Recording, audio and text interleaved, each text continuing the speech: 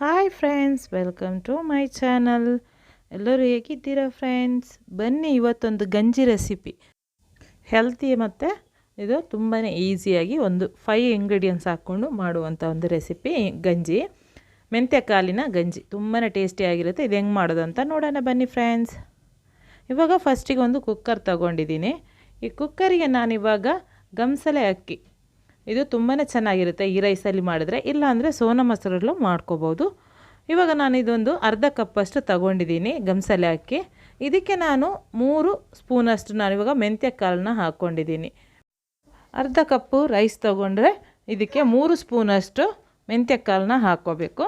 ಇದನ್ನು ಕ್ಲೀನಾಗಿ ವಾಶ್ ಮಾಡ್ಕೊಂಡು ಇವಾಗ ನಾನು ಅರ್ಧ ಕಪ್ಪಿಗೆ 1.5 ಕಪ್ಪಷ್ಟು 3ರಷ್ಟು ನೀರನ್ನ ಹಾಕ್ಕೋಬೇಕು. 1 ಕಪ್ ರೈಸ್ ತೊಗೊಂಡ್ರೆ 3 ಕಪ್ಪಷ್ಟು, ಅರ್ಧ ಕಪ್ಪು ತೊಗೊಂಡ್ರೆ 1.5 ಕಪ್ಪಷ್ಟು ನೀರು ಹಾಕ್ಕೊಂಡು ಇದಕ್ಕೆ ಉಪ್ಪು ಹಾಕ್ಕೊಂಡು ಇದನ್ನು ನಾನಿವಾಗ ಒಂದು 3 ವಿಷಲ್ನ ನಾನು ಮಾಡ್ತಾಯಿದ್ದೀನಿ.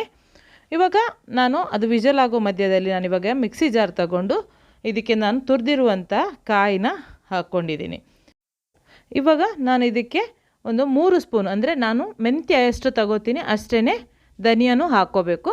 ಧನಿಯಾ ಕಾಳನ್ನ ಇವಾಗ 3 ಸ್ಪೂನಷ್ಟು ಹಾಕ್ಕೊಂಡು ಇದನ್ನು ಫೈನ್ ಪೇಸ್ಟ್ ಮಾಡ್ಕೊಂಡು ಬಂದಿದ್ದೀನಿ. ನೋಡಿ, ಈ ಥರ ಫೈನ್ ಪೇಸ್ಟ್ ಮಾಡ್ಕೋಬೇಕು.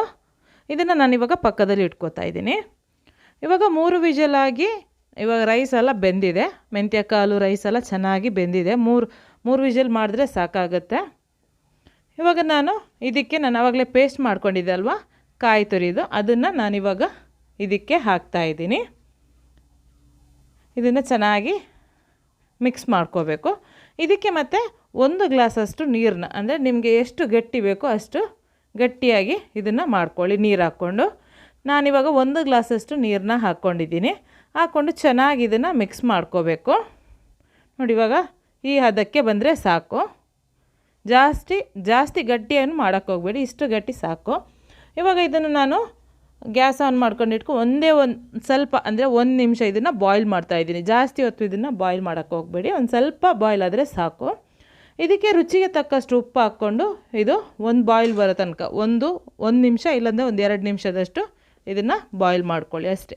ಇವಾಗ ಗ್ಯಾಸ್ ಆಫ್ ಮಾಡಿಕೊಂಡು ಇದು ರೆಡಿ ಆಯಿತು. ನೋಡಿ, ತುಂಬಾ ಟೇಸ್ಟಿಯಾದಂಥ ಒಂದು ರೆಸಿಪಿ. ಆಮೇಲೆ ಇದಕ್ಕೆ ಆಯಿಲು ಗೀ ಏನೂ ಯೂಸ್ ಮಾಡಲ್ಲ. ತುಂಬಾ ಟೇಸ್ಟಿಯಾಗಿ ಹೆಲ್ದಿ ಆದಂಥ ಒಂದು ಬ್ರೇಕ್ಫಾಸ್ಟ್ ರೆಸಿಪಿ ಕೂಡ. ಆಮೇಲೆ ಇದು ಹಳೆಯ ಕಾಲದಲ್ಲೆಲ್ಲ ಇದನ್ನು ನಾವು ಫಾಸ್ಟಿಂಗ್ ಬಿಡ್ತಾರಲ್ಲ, ಉಪವಾಸ ಬಿಡುವಾಗ ಇದನ್ನು ಮಾಡ್ಕೊಂಡು ತಿಂತಾಯಿದ್ರು. ಹಳೆಯ ಕಾಲದ ಟ್ರೆಡಿಷ್ನಲ್ ಆದಂಥ ಒಂದು ರಮದಾನ್ ಸ್ಪೆಷಲು. ಆಮೇಲೆ ಇದು ತುಂಬಾ ಟೇಸ್ಟಿಯಾಗಿರುತ್ತೆ. ಸಿಂಪಲಾಗಿ ನೀವು ಮನೆಯಲ್ಲಿ ಮಾಡ್ಕೋಬೋದು. ತುಂಬಾ ಈಸಿ ಆದಂಥ ಒಂದು ರೆಸಿಪಿ. ನೀವು ಮನೇಲಿ ಟ್ರೈ ಮಾಡಿ ಹೆಂಗಾಯಿತು ಅಂತ ನನಗೆ ಕಮೆಂಟಲ್ಲಿ ಕಮೆಂಟ್ ಹಾಕಿ. ಹಾಗೆಯೇ ಈ ವಿಡಿಯೋಗೆ ಲೈಕ್ ಕೊಡೋದಂತೂ ಮರಿಬೇಡಿ ಫ್ರೆಂಡ್ಸ್. ಈ ವಿಡಿಯೋನ ಎಲ್ಲರಿಗೂ ಶೇರ್ ಮಾಡಿ. ನೆಕ್ಸ್ಟ್ ಹೊಸ ರೆಸಿಪಿಯೊಂದಿಗೆ ಹೊಸ ವಿಡಿಯೋ ಜೊತೆ ಬರ್ತೀನಿ. ಬಾಯ್.